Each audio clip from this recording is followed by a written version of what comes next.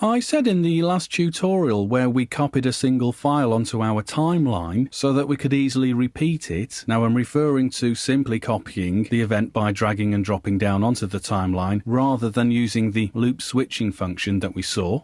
Well, as I said, it's not a great hardship doing it that way. However, there is another method of achieving the same result that you might find more practical. So let me show you what we do. Here's another method of copying events to the timeline. We'll start by copying a full event to the timeline. Incidentally, as I've just mentioned, you can range copy too, and we'll look at that in a second or two. I'll first select an event that I want to copy by clicking on it initially in our project media window. Now, just prior to moving this to our timeline, it's important to remember that copying an event will retain the original information for that event, including any edits made, or indeed any other modifications.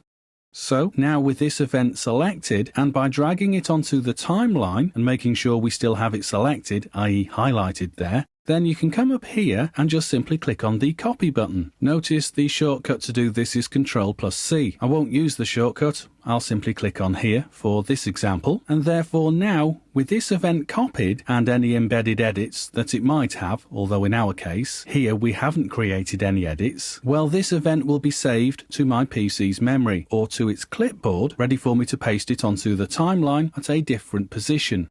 Now, pasting is a fairly simple process, so we'll look at pasting in a later tutorial.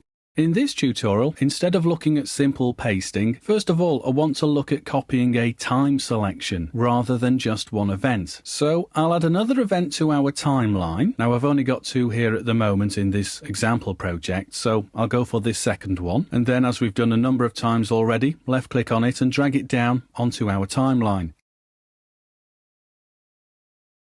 Then all I need to do is left click here and drag to create a range over these two adjacent events.